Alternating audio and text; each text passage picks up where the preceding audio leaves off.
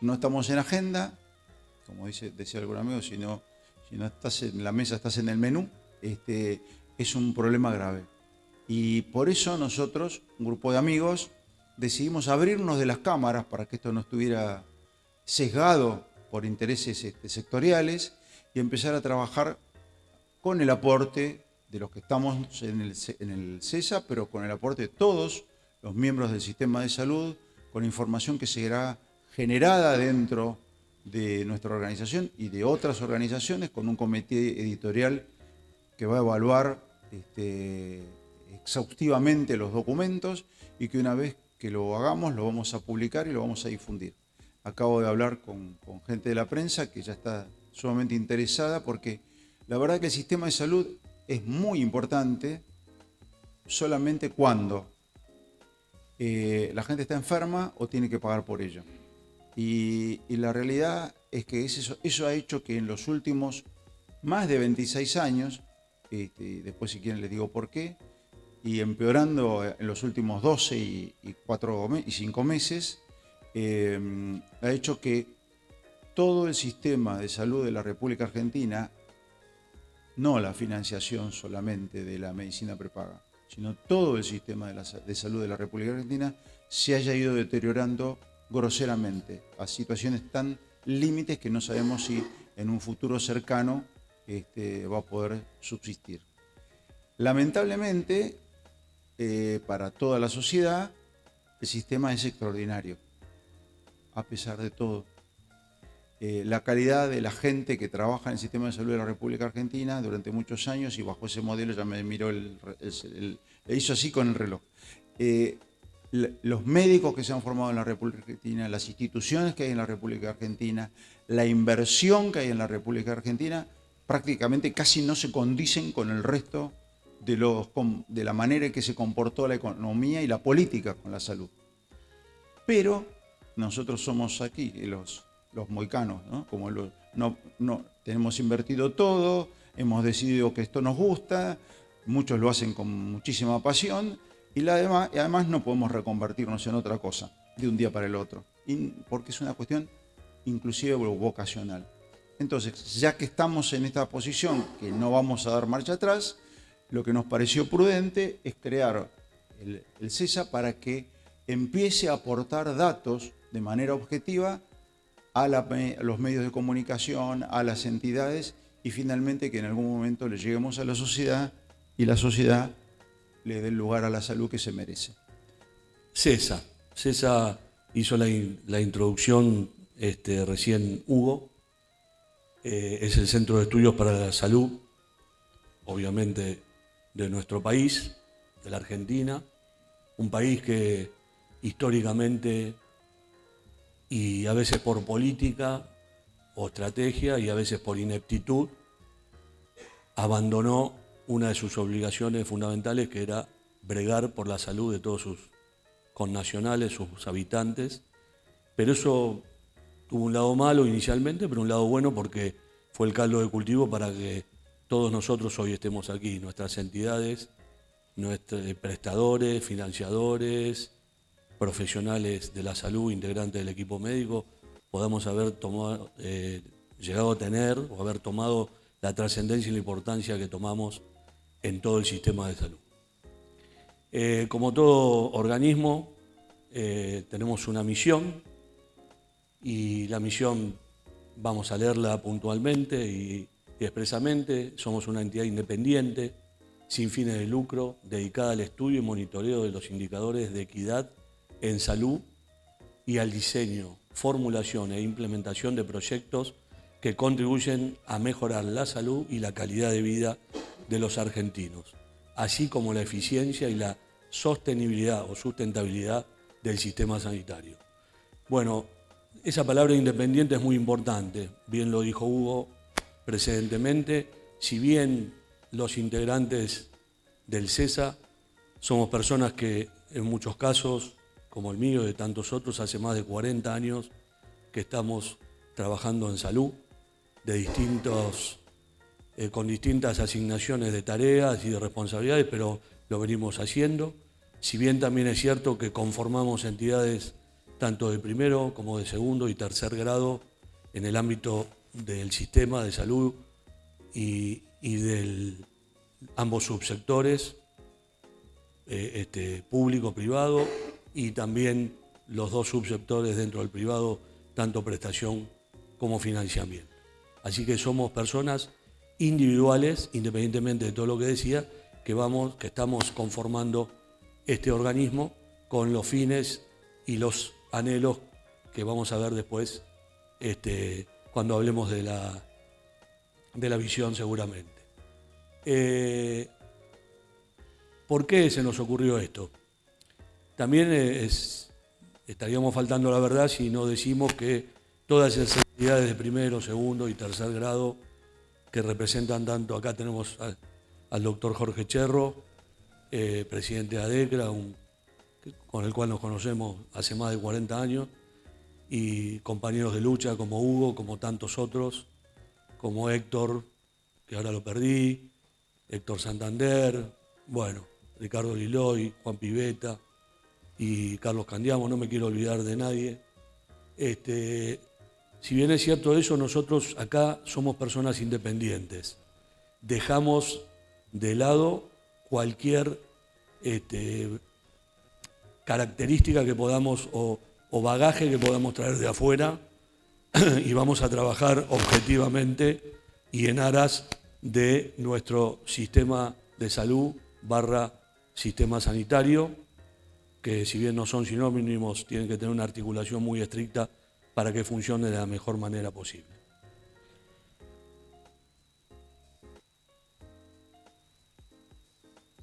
Bueno, no sé qué pasa. No, ahí está. Bueno, como toda organización humana, en aras de perseguir un fin, un objetivo, que en nuestro caso es un objetivo, como el que dijimos, de bregar por la sustentabilidad o sostenibilidad del sistema. Anhelamos ser una institución que contribuya mediante estudios, estrategias y políticas a abordar los determinantes sociales y económicos de la salud y optimizar el funcionamiento y sostenibilidad o sustentabilidad del sistema sanitario argentino a través de una mejor gestión de los recursos. Esto es fundamental. Lo fue siempre, pero hoy más que en ningún momento histórico en el pasado. Sabemos que los recursos económicos y los que consideramos no económicos, pero que en definitiva también terminan siéndolo, son muy finitos, son escasos, y eso ha traído infinidad de problemas en las dos subactividades del sector privado o del subsector privado, tanto la prestación como el financiamiento. No les voy a abundar con eso ni aburrir porque todos estamos al tanto de todo.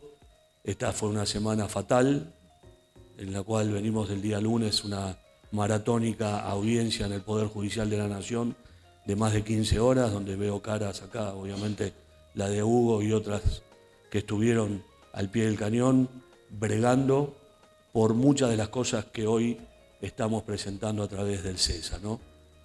Mayor sustentabilidad, lógica en el financiamiento. Y acá debemos recordar, como siempre me gusta, a un genio, por lo menos para muchos de nosotros, que fue Michael Rawlings, un ex antiguo director del NICE, que decía una frase que de tan sencilla es magnífica, es brillante, ¿no? Él decía que cualquier estado del mundo, cualquier país del mundo que considere que está capacitado y tiene los recursos necesarios para dar los mejores estándares de salud a toda su población, es un país de maravillas. Y obviamente, si un inglés dijo eso, imagínense lo que debemos decir los argentinos. No somos un país de maravilla y por eso, al haber pensado que con el escaso financiamiento que tiene el programa médico obligatorio, el programa médico obligatorio de emergencia y en general todas las prestaciones aditadas por leyes especiales que después terminaron conformando el programa médico obligatorio de emergencia,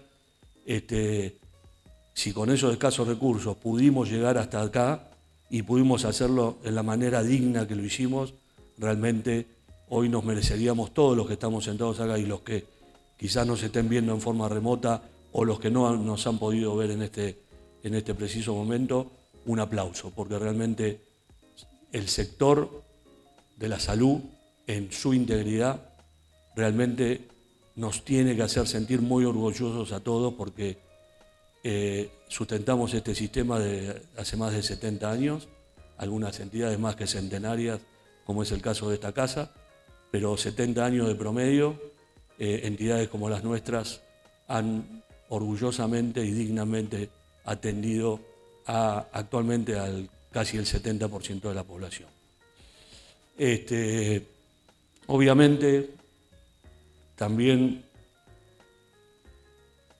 esto está fallando, ahí está. Obviamente tenemos valores, toda organización humana tiene valores, está bueno que nos los planteemos, siempre aclarando cuál es el objetivo de esta nueva organización, que es un poco centralizar una tarea que hoy la pueden estar haciendo muchas de las entidades de las cuales formamos parte, pero lo hacen en forma bastante dispersa. Yo como presidente de ADEM me toca llevar estadísticas, al doctor Cherro, al licenciado Magonza, a todos en nuestras entidades intermedias, sea el grado que sea, llevamos estadísticas, pero las tenemos un poco dispersas y tienen quizás un sesgo. Los que nos toca ocasionalmente representar a entidades del financiamiento, lo haremos con el sesgo del financiamiento. Los que ocasionalmente, quizás más marcado el caso de Jorge en ADECRA, por ser netamente prestador, va a tener el sesgo de la prestación, pero lo importante es articular.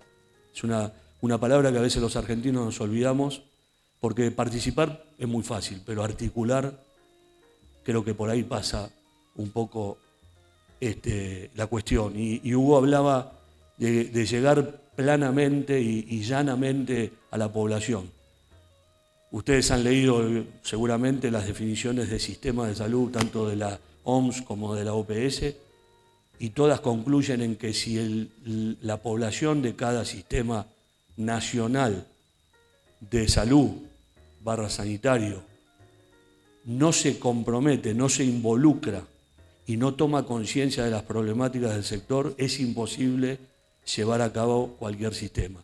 Porque el sistema es una de las características. Si todos los actores de dicho sistema no trabajan articuladamente, empáticamente, solidariamente y humanamente unos hacia otros, el sistema se cae, que es algo que desgraciadamente muchas veces en nuestra historia estuvo a punto de suceder y gracias al mérito de nuestras entidades lo pudimos sostener.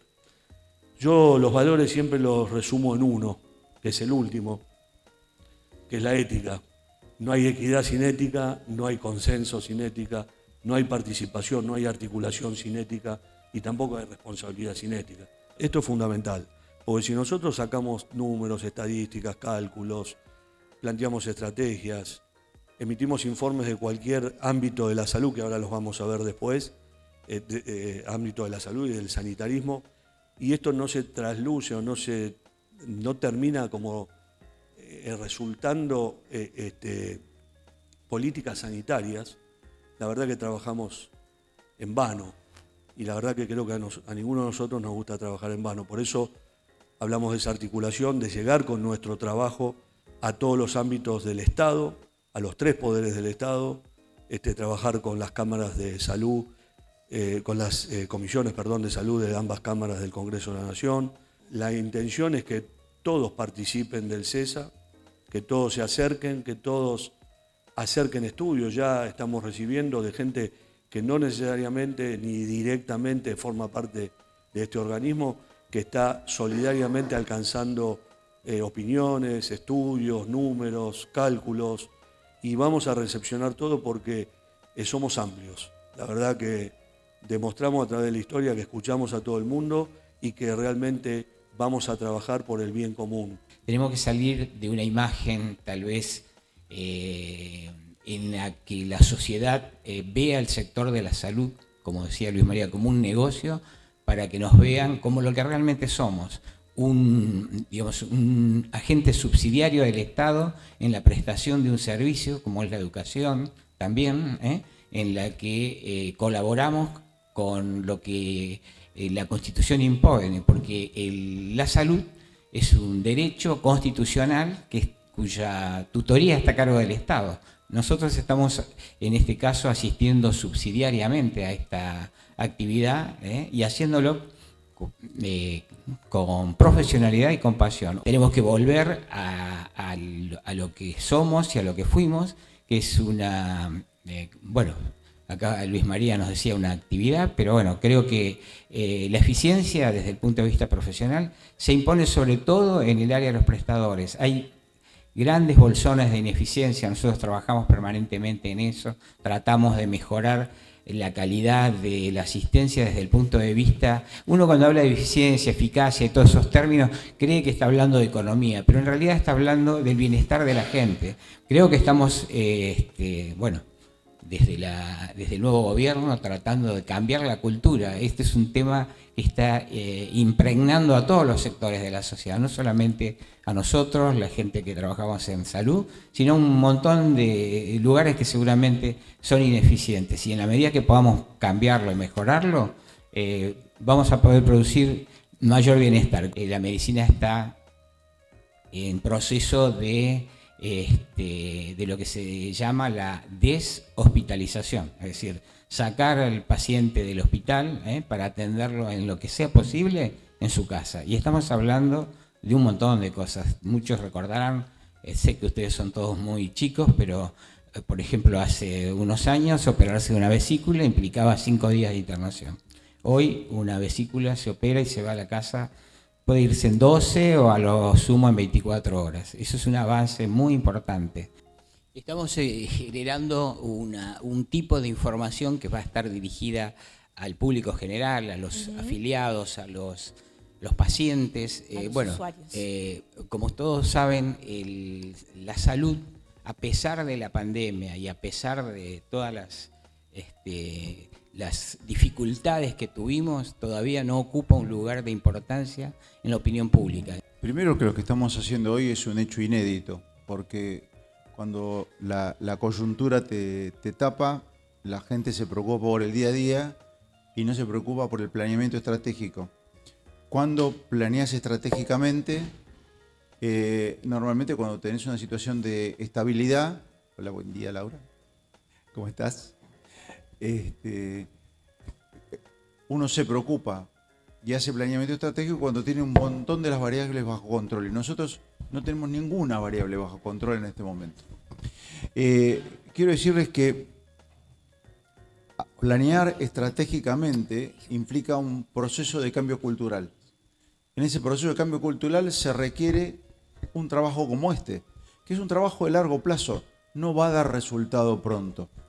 Y acá, nosotros, en el medio del día a día, el lunes una audiencia maratónica, martes, miércoles, una paritaria complejísima que tuvimos con el gremio. Acá está Jorge, que nos representa a más de uno de todos nosotros y a los hospitales de comunidad también, sabiendo que nos estamos poniendo a discutir cosas que nunca quisiéramos discutir, que es el salario de nuestra gente, que es el 60% del gasto de las instituciones sanatoriales, pero además es el sostén del sistema sanitario.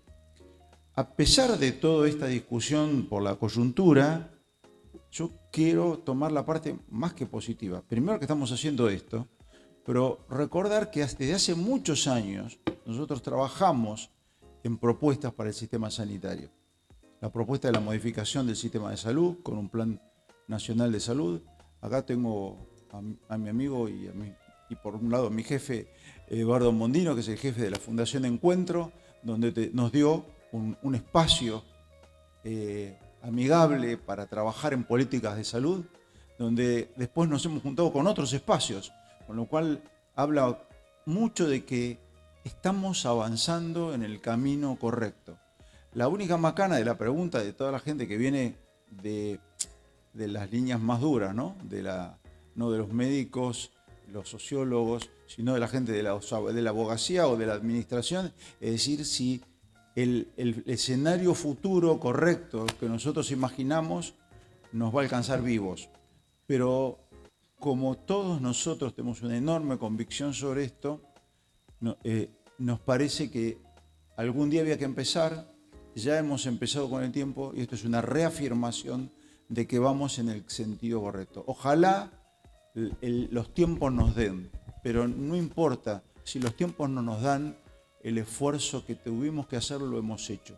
Yo creo que cada uno de nosotros, cada uno de los trabajadores del sistema de salud, en los momentos de la pandemia, cuando todos se escondían, los trabajadores de la salud se pusieron el sistema de salud al hombro, viniendo de una situación estructural muy grave a la que llegaban ese día en el 2020 y dijeron, hay que salir al frente y les quiero decir que me siento orgulloso de pertenecer al sistema de salud de la República Argentina, público, privado y de la seguridad social, porque tuvo menos problemas que los sistemas más avanzados del mundo.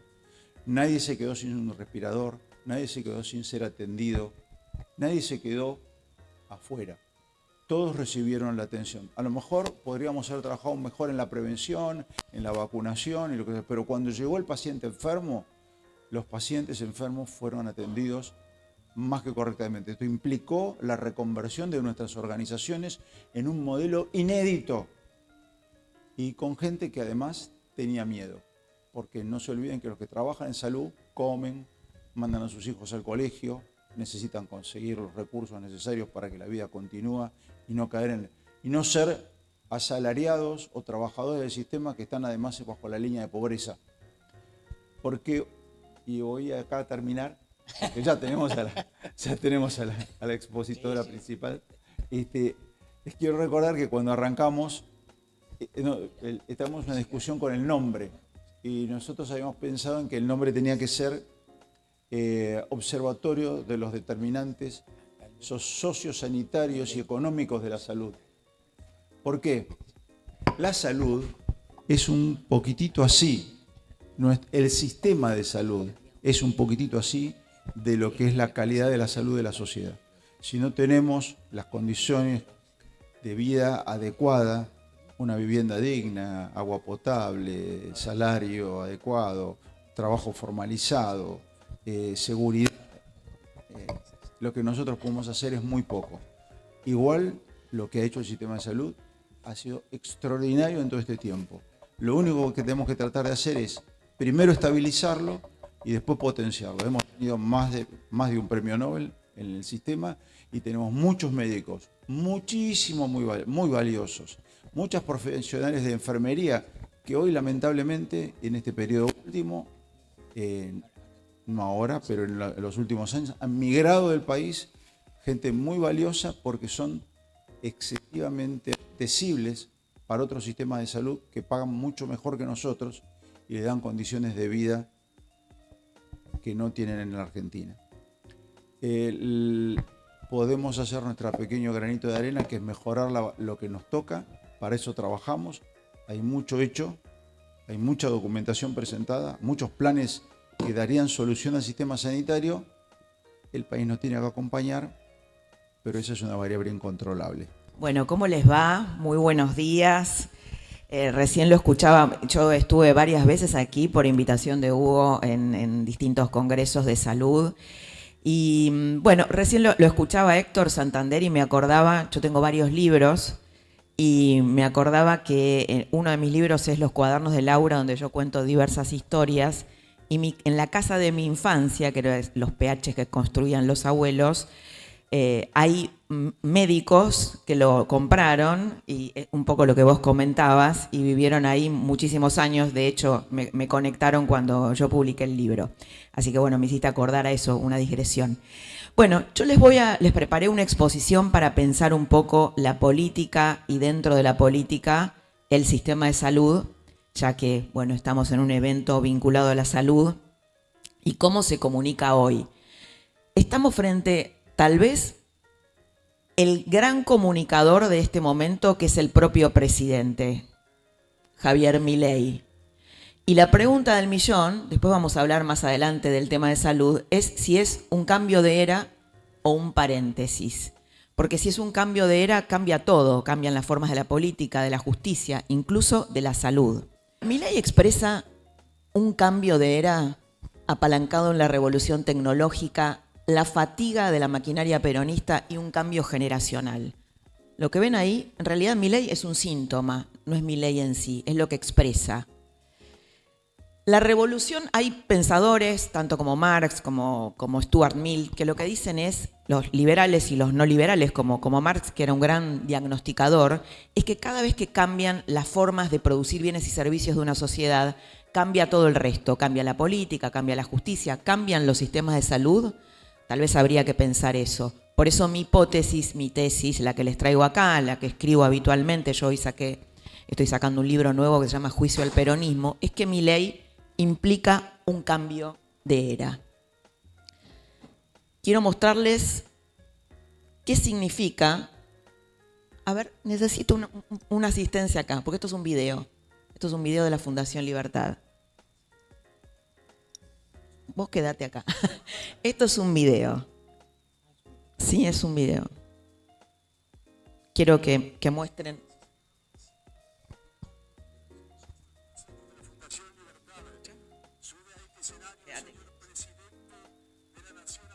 ¿Están escuchando ahí? Javier Milei. Hola a todos. No hay plan de estabilización. No, bueno, pero el atraso cambiario. Acá hay un problema de atraso cambiario. No, es imposible conseguir el déficit cero en el 2024. No, bueno, es muy poquito de motosierra y es mucha licuadora. No, bueno, pero ustedes no son liberales, subieron los impuestos. ¿Qué está en la provincia?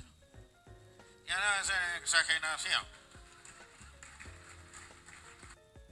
Dicen, no, pero si sumo 1 más 365 veces me da 360. O sea, ni siquiera saben el cálculo de cómo es la inflación, que es una exponencial.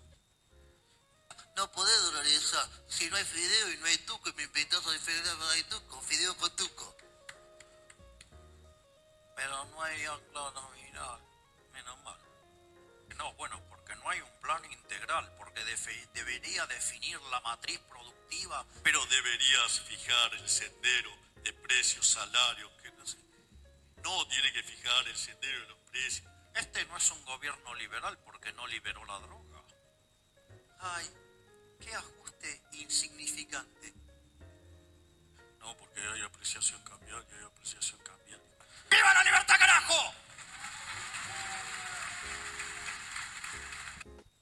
Bueno, yo les cuento que él, por ejemplo, se estaba muriendo de risa frente a este comunicador que tenemos, le llamó la atención, él también. Bueno, estamos ante yo cuando estábamos en el canal en La Nación Más, viendo este video y decíamos, no, pero pasamos esto, es un presidente, se está burlando, está haciendo bullying, y fue todo un debate, ¿no? Y en realidad lo que pasa es que estamos ante una nueva era. Ustedes somos todos grandes, recordamos la época de Alfonsín, imagínense a Alfonsín haciendo una cosa de esta naturaleza, ¿no? Bueno, este señor, lo hablaba ayer en una entrevista solo, no digo que sea bueno, digo que es diferente, que es distinto. De esta manera logró perforar, quebrar una maquinaria que nos tiene atrapados desde hace 80 años, que es el populismo peronista. Él solo desmintió un montón de conceptos que después vamos a ver más en detalle. Hablábamos del cambio generacional. Yo lo observaba al chico que estaba ahí, que en realidad por ahí en discursos tradicionales no mantienen el interés, pero sí lo mantuvo y sí se reía recién cuando lo veía a Milei haciendo esto. El cambio generacional está marcando también el pulso de la nueva era. Y les quiero mostrar esto. El 30% del padrón electoral tiene menos de 30 años. Este es el público mileísta por excelencia y un público que los encuestadores lo que dicen es no lo conocemos muy bien, no sabemos bien qué piensan, es un público inasible, desconocido, la política no le habla a este público, tal vez los empresarios de la salud tampoco le hablan a este público. El 50% del padrón tiene menos de 40 años. El 60% todavía no cumplió 44.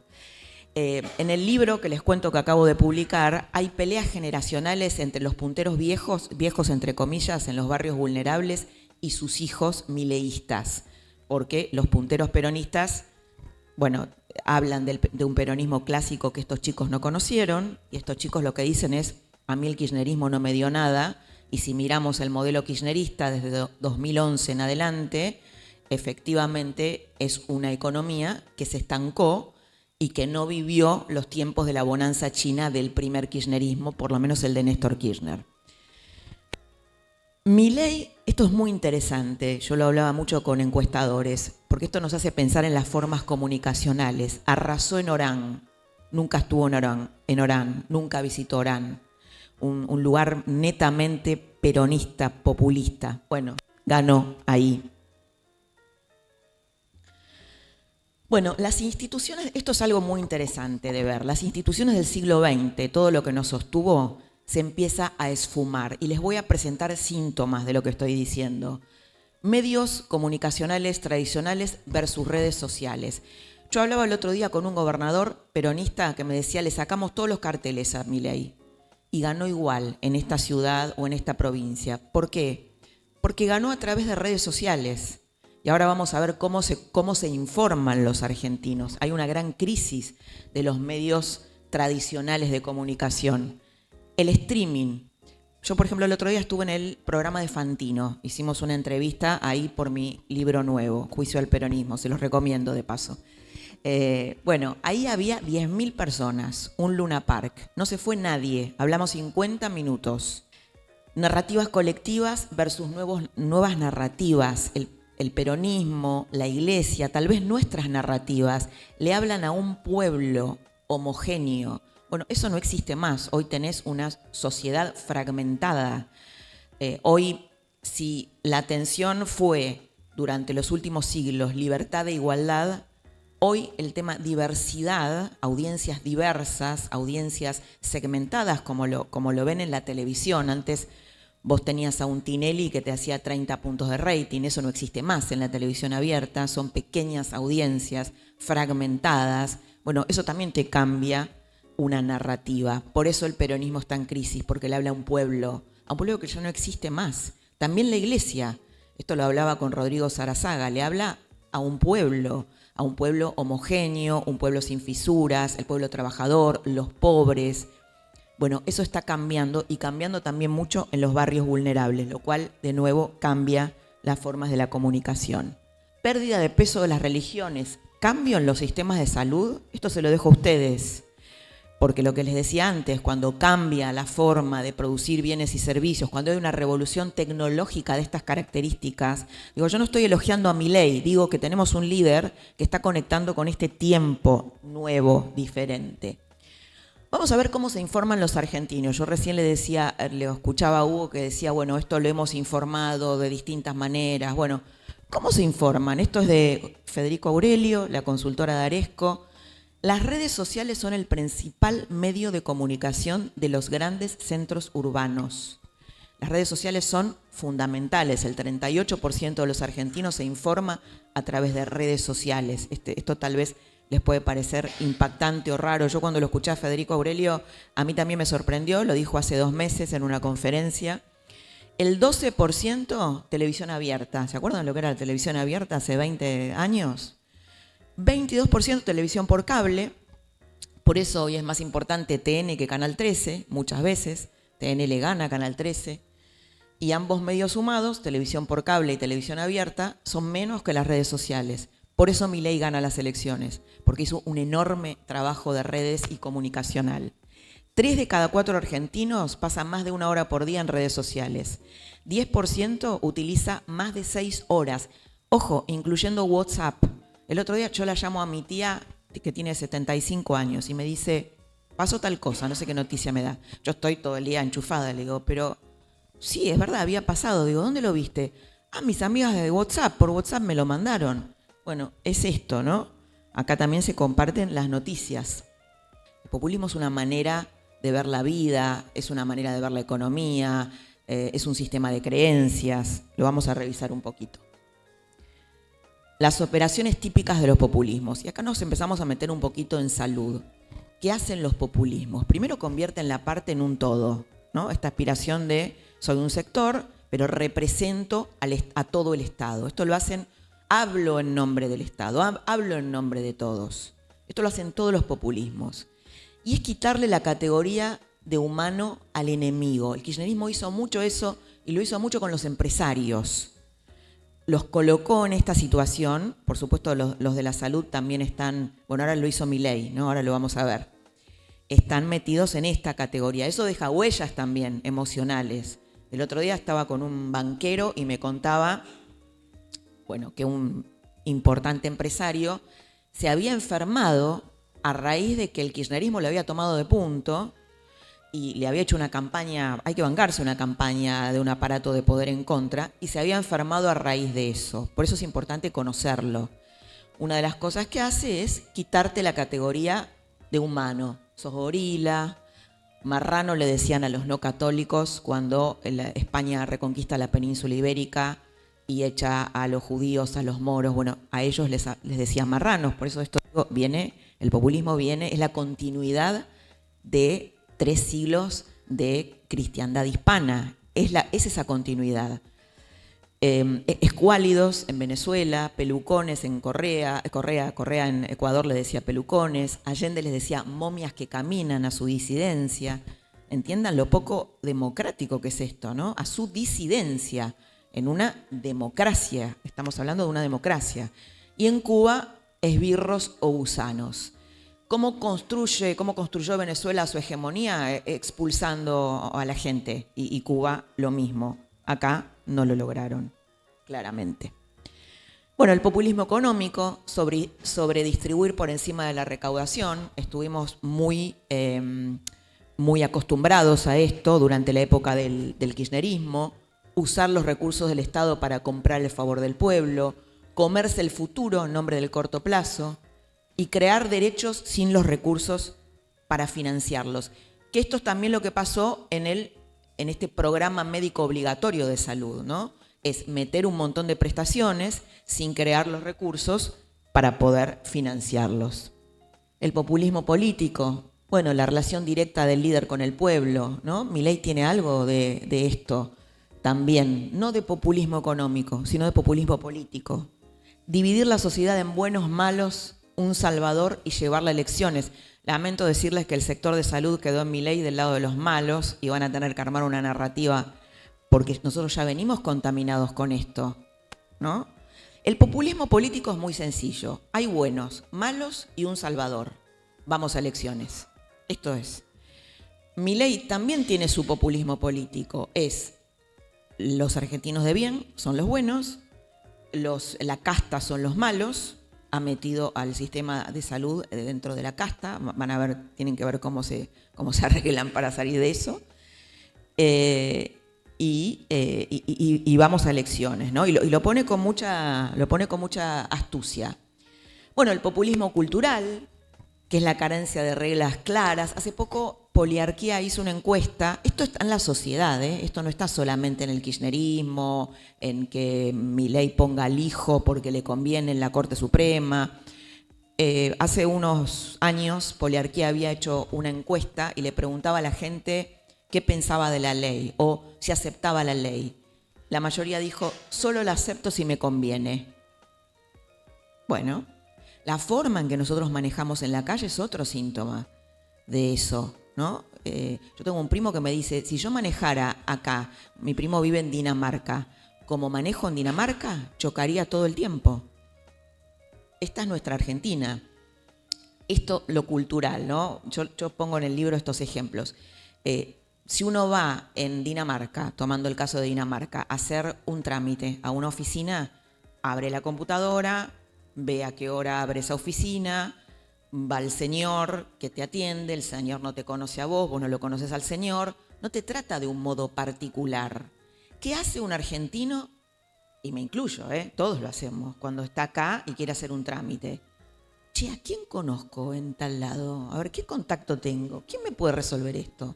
Bueno, el vacunatorio VIP, que todos nos indignó, es un síntoma de la cultura populista. A ver, che, vacuno primero a mis amigos, mis contactos, Berbisky, el otro, voy a tu casa.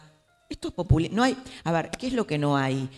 No hay reglas claras, consolidadas para todos.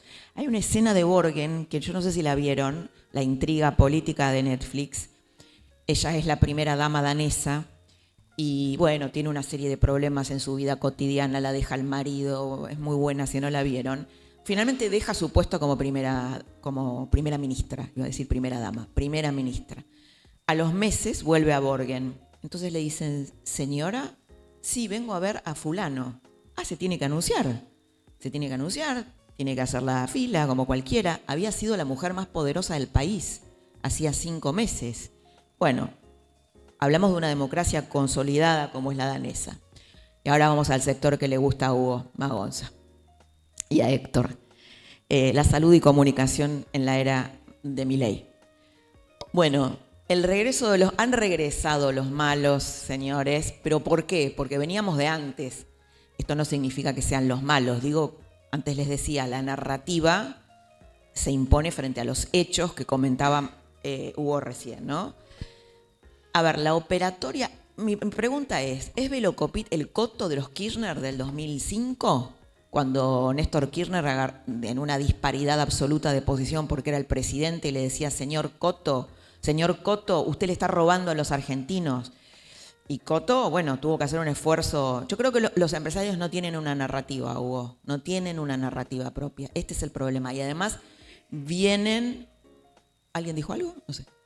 Vienen muy, esto está en la gente también, ¿no? Vienen muy traumatizados por el populismo kirchnerista.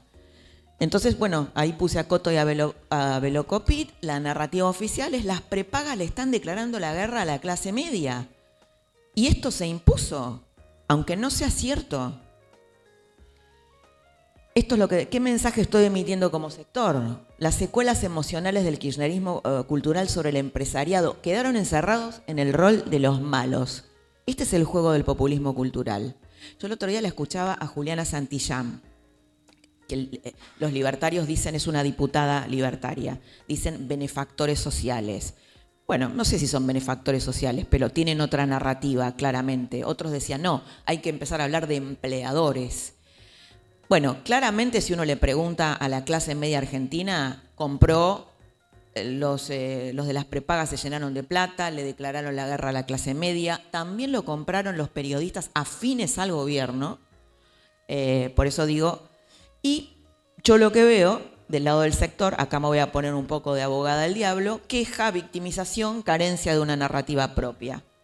La queja, yo que me quejo mucho como mujer y soy feminista, no funciona. Ya les digo, es como una confesión de impotencia. Yo también tuve que cambiar mi narrativa de que, ay, soy mujer. Es verdad, pero no funciona. Sobre todo frente a mis jefes, no funciona. Dejan de escuchar.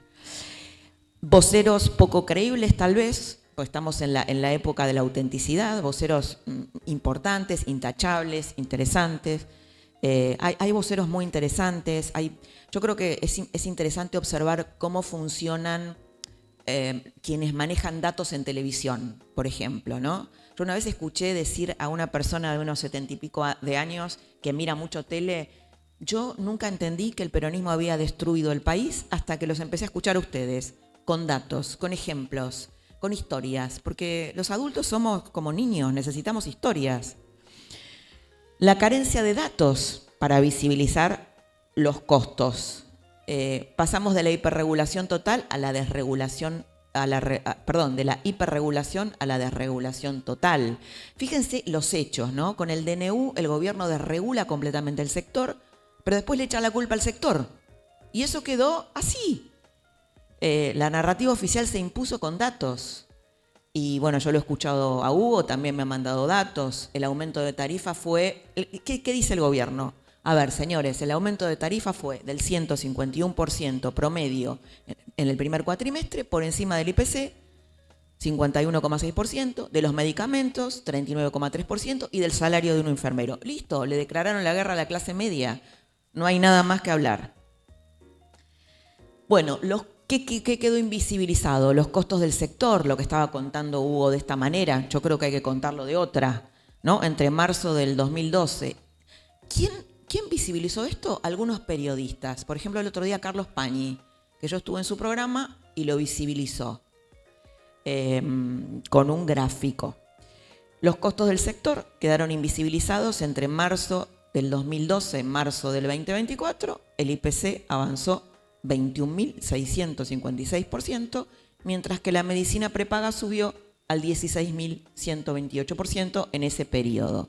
Esto nadie lo sabe. Esto nadie lo sabe, Hugo. O por lo menos no llega como mensaje. Bueno, Pañi lo sabe, exacto, me imaginé. Ok. Batallas culturales en la era 2.0.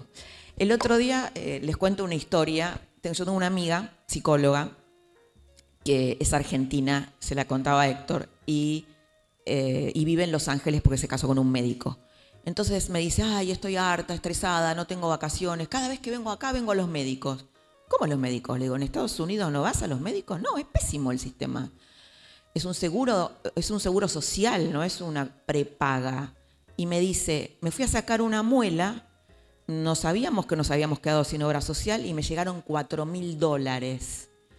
Y entonces vine acá y fui a un dentista topísimo y me hizo todos los arreglos y pagué $1.700. Para mí, que no estoy... Yo pensé que no, que era excelente el sistema de salud. Hablé el otro día con Regazzoni por esta charla y me decía, no sé si están de acuerdo con esto, que el 40% de los norteamericanos no accede a medicamentos y eso está conectado con las crisis de opioides que hay en Estados Unidos. Como no acceden a medicamentos, bueno, acuden a este tipo de sustancias. Entre el 2012 y el 2024, por encima de la prepaga también estuvieron los precios de los medicamentos, el costo del plan médico obligatorio y el dólar blue. Bueno, acá seguimos con los datos, las batallas culturales. Claro, la realidad es esta, los aumentos en los aranceles de las prepagas en el 2024 no llegan a recomponer el atraso por la hiperregulación. Y acá venimos con el sello K, más derechos, que esto a mí me parece muy interesante, está buenísimo crear derechos, pero esto es el populismo, pero ¿cómo lo financiás? Sin la creación de riqueza para financiarlos. Bueno, acá seguimos con los datos. Este es el gráfico que mostró Carlos Pañi, es de Marina del Poyeto, que lo muestra en veces. Esto me parece interesante. El IPC subió 15,3 veces, el dólar contado con liqui subió 23 veces, los medicamentos subieron 19,4 veces, la remuneración de los trabajadores registrados subió 13 veces y los precios de las prepagas subieron 11 veces. Bueno, esto hay que buscar una manera. Sí, pero la gente te dice, bueno, pero yo no llego, está bien, todo bien, pero no llego a pagarlo, ¿no? Bueno, acá vamos de victimización versus propuestas. Esto yo se lo digo por mi experiencia como mujer feminista. La victimización ahuyenta. Y yo lo que siento es que desde el sector hay una victimización, se los digo con amor. Y me parecería muy interesante cambiarlo hacia propuestas, ¿no? Por ejemplo, el otro día hablaba con algunas personas que tienen propuestas, que es el modificar, reconfigurar el programa médico obligatorio al modo del seguro de un auto. Seguramente esto ustedes ya lo habrán visto. No tengo idea, yo no soy una experta en esto, pero digo, a ver qué se podría hacer. Me ponían un ejemplo, ¿por qué un varón soltero tiene que pagar el costo de un parto si no va a parir? No tiene familia o no la va a tener, no sé, mi ley, ¿por qué tiene que pagar un plan de salud que tenga cosas que él no utiliza, ¿no? Como uno hace con el seguro de un auto. Bueno, yo si tengo, no sé, se me rompen los vidrios, los pago yo, pero bajo mi prima, ¿no? Bajo mi cuota. Y también, bueno, el hecho, por ejemplo, yo creo que la gente esto no lo sabe, que ustedes se hacen cargo en las áreas de discapacidad, de las maestras, de los chicos con autismo, que ahora hay muchos casos, hay como una explosión de chicos con autismo en todo el mundo, se hacen cargo de las maestras, de los traslados, de todo lo que implica, bueno, la atención de la discapacidad y que eso es un costo muy importante y que esto la gente no lo sabe, esto está invisibilizado también. Y bueno, también visibilizar que el ajuste en las tarifas, por algún lado se ajusta, se va a ajustar en calidad, en la calidad de la atención, en que tenés menos turnos, en que recién Héctor decía, bueno, ¿quién es médico acá? Que llegás y te atienden tal vez médicos, muchos médicos que se han ido del país. Bueno, poder visibilizar esto a través del relato de una historia atractiva para la gente, que le llegue a la gente. Bueno, la conclusión, Milei es el síntoma de una nueva era, está atravesada por la revolución tecnológica, la inteligencia artificial, se viene esto, por eso hay que cambiar las narrativas. La fragmentación de la sociedad del empleo, hablando del peronismo, vuelve muy difícil la reconstrucción del peronismo como un movimiento de masas tal como lo conocimos. Por eso también creo que las narrativas del sector tienen que ser fragmentadas. No es lo mismo los jubilados, que la clase media, que los que pueden pagar la tarifa, que el sector que tiene discapacidad. O sea, yo no tengo idea cómo se resuelve, sí sé que estamos ante una sociedad diferente. Y la pregunta del millón es si Milei es cambio, pausa o una transición. Mi respuesta es que Milei es el síntoma de un cambio, que tal vez puede ser él, mañana puede ser otro, pero que está expresando algo. Es un síntoma. No digo ni bueno ni malo, capaz que es pésimo, pero es un síntoma de una sociedad que está muriendo, que es la sociedad del siglo XX, donde todos nos socializamos. Bueno, lo que decíamos antes, el populismo es la forma que asumió nuestra socialización. Y esto es muy interesante porque esto también atañe al sistema de salud, que el no peronismo en el poder tiene que encarar reformas importantes para debilitar los poderes corporativos del peronismo. Esto es una frase de Lori Sanata. Yo entrevisté muchos intelectuales que analizan el peronismo. Es un italiano, por si no lo conocen, historiador. Y creo que es lo que sí está haciendo Milei en el plano económico.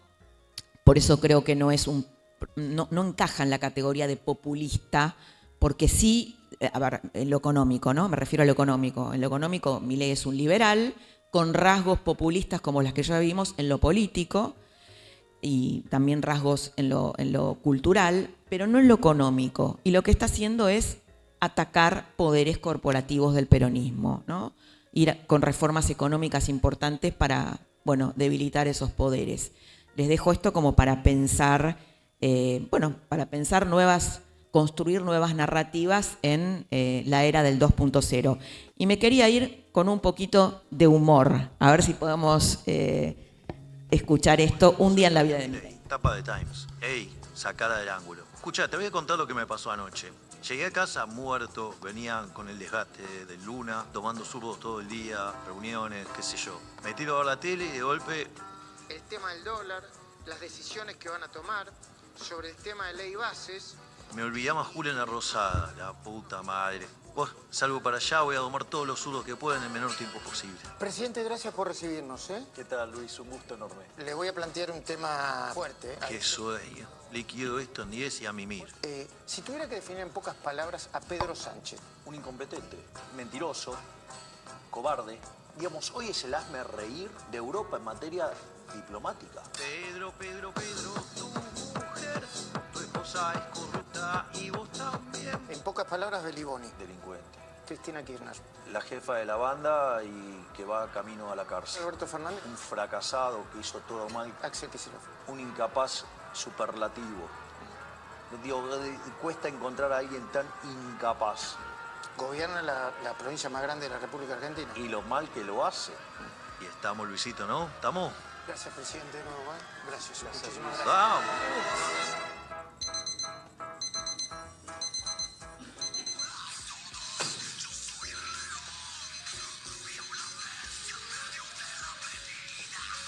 Buen día, Javier. Acá Manuel.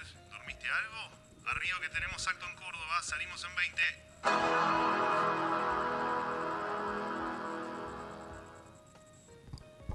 Bueno, una forma de comunicar, ¿no? Una forma de comunicar porque además hay mucha gente haciendo este tipo de cosas en las redes, de humor político, y bueno, algo que nos atrape, que nos llame la atención, que nos deje pensando, breve, ¿no? Como yo que me la pasé hablando, pero bueno, esto es efectivo y bueno, simplemente traerles, terminar con un poquito de humor y traerles estas ideas. Muchas gracias a todos.